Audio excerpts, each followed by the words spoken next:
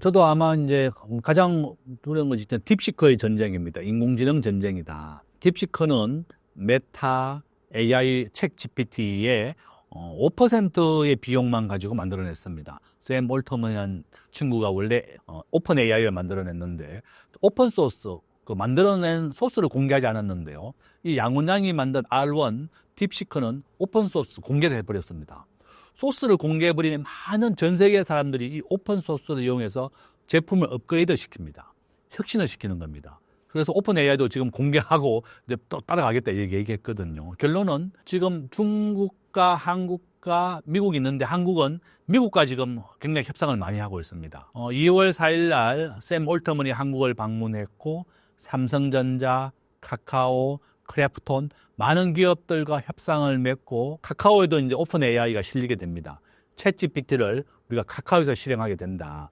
중국과 미국의 인공지능 전쟁이 벌어지게 됐다. 결론은 우리 한국은 미국과 친해질 수밖에 없다. 우리 안보와 경제 면에서 우리는 미국과 친해져야 됩니다. 작년 말 2024년 기준으로 우리나라 전체 수출은 27%가 중국, 20%가 미국, 그다음에 7%가 홍콩, 6%가 일본입니다. 그러니까 중국과 홍콩은 지금 한 나라가 됐기 때문에 우리가 33%가 중국의 무역 의존도를 하고 있습니다. 전 세계 무역 시장에서 중국이 차지하는 비중은 15%입니다.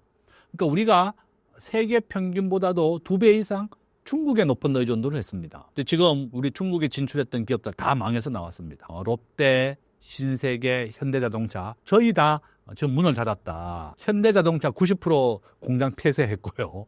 롯데와 신세계 완전히 철수했고 저는 우리 반도체 공장 중국에 70조 투자해 놨습니다. 삼성전자 35조, 하이닉스 35조가 투자되어 있는데 아마 트럼프 대통령은 아주 저사양, 더 낮은 것만 이제 중국에 조라고 할 것이다. 이런 지렛대 효과를 잘 이용해서 잘 해야 되겠다. 저는 가급적이면 더 높은 무역 의존도를 미국으로 전환을 해야 되겠다. 중국은 사유재산이 인정되지 않습니다. 영토에 대해서, 땅에 대해서는 중국 공산당이 가지고 있습니다. 일반 개인이나 기업에 대해서는 사용권만 줍니다. 그래서 기업이 언제든지 그 기업을 뺏을 수가 있는 겁니다. 그래서 뭐 신세계, 롯데, 백두산 우리나라 많은 기업들이 진출했지만 중국 공산당 사회주의 국가다 보니까 본인들이 이제 땅을 써야 되겠다 이러면 그냥 나가야 되는 겁니다. 그래서 사유재산이 제대로 보장되지 않는 것이다. 삼성전자 시향공장 저는 직접 가봤습니다.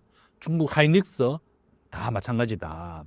저는 우리는 중국에 대한 의존도를 낮추면서 미국 중심으로 전환해야만 살아남을 것이다. 중국은 트럼프가 60% 관세를 때리겠다고 했지만 2025년 2월 기준으로 10%만 부과했습니다. 앞으로 100일 안에 트럼프가 시진핑을 만난다고 했습니다. 그렇다 그러면 중국도 만약에 고관세를 맞는다 그러면 중국도 보복 관세를 하겠죠. 거기에다가 희귀금속, 전 세계 희귀금속을 또 중국이 잡고 있습니다. 양국이 서로 치열하게 전쟁을 벌이고 무역 전쟁을 벌이면 우리 대한민국이 가장 또 큰 피해를 봅니다. 한국은 무역 의존도가 75%입니다. 세계에서 두 번째는 없습니다. 1위는 독일인데요. 독일은 지금 성장률 마이너스로 돌아섰습니다. 워낙에 중국에 대한 의존도가 높다가 완전히 그냥 독일이 꼬꾸라졌다. 우리가 두 번째인데 한국은 원래 경제 성장률 1.5%입니다. 무역 의존도 두 번째로 높고 또 정치적 혼란 때문에도 더 어려운 상황인데 결론은 저는 아마 이제 지금 현재 트럼프가 집권을 했지만 60% 고관세를 때리지 않고 10%만 부과를 했고 중국산 펜타닐이 미국에 공급되지 않게 해라 이렇게 얘기하고 있습니다. 작년에 미국에서 마약으로 죽은 사람, 펜타닐로 죽은 사람이 11만 명 정도 됩니다. 이렇게 지금 트럼프는 캐나다, 멕시코에 대해서도 마약으로 인한 사망자를 막는 것, 불법 마약, 또 불법 이민자 한 2천만 명을 추방시키겠다고 했지만 지금 추방은 아직 못하고 있습니다. 여러 가지 정책이 있다. 결론은 미국과 중국의 이런 치열한 무역 전쟁, 저는 아마 트럼프가 계획하고 있는 이 무역 고관세 정책이 한 30% 정도는 시행이 될 것이다. 그렇지만 나머지 70%는 시행되기가 쉽지 않을 것이다.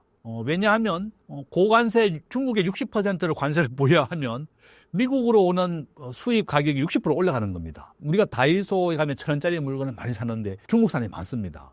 미국도 마찬가지입니다. 미국에 가면 1달러 샵이 있습니다.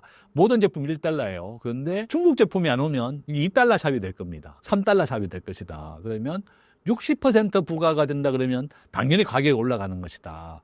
결론은 트럼프가 계획하고 있는 이 고관세 정책이 한 30% 정도는 실행될 것이라고 저는 보고 있고, 이 보복 관세를 서로 중국과 막 관세를 한다면 전 세계가 피해를 보게 되는 겁니다. 그래서 결론은 트럼프가 원하는 것은 마약을 줄이고 불법 이민자를 줄이고 미국 경제를 튼튼하게 하는 것이 목적이다. 그런 면에서 미국과 중국에 맞부딪히지는 않을 것이다. 아주 극대극으로 간다 그러면 최악의 상황이 되는 거죠.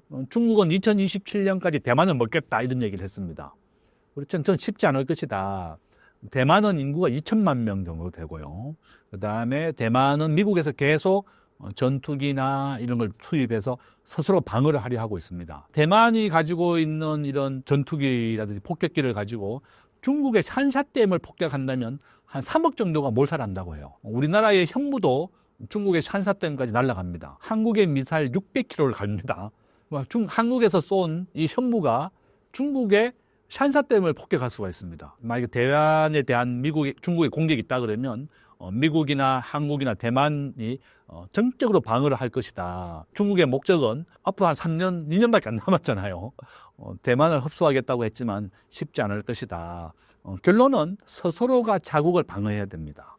가장 중요한 것이 국가로서는 국가의 방어, 안보고 그 다음이 경제입니다. 우크라이나가 핵무기가 1,700개 있었습니다. 세계 3위입니다. 1,700개가 있었는데 미국, 영국, 러시아가 우리가 너들 나라 우크라이나를 지켜줄 테니까 핵무기를 다 없애라고 했습니다. 그것이 바로 부다페스트 조약입니다. 우크라이나가 이 우방국들의 말만 믿고 핵무기를 다 없앴더니 러시아가 공격했습니다. 결론은 국가 안보에서는 그 어떤 나라도 믿을 수가 없습니다. 우리도 우리 국가 안보를 스스로가 지켜야 된다. 주한미군이 있지만 절대 믿어서는 안 된다. 환율도 마찬가지입니다. 1997년도 외환위기 미국과 일본이 주도했습니다. 일본이 가장 먼저 한국의 단기 채권을 팔면서 나갔고 미국이 뒤따라서 팔았습니다. 우리나라 국민은행 외국인들이 80% 지분을 가지고 있습니다. 삼성전자 50%를 가지고 있습니다. 이와 같이 우리나라 주요한 기업들은 절반이 33%가 외국인 지분이다. 결론은 이제 외국인들이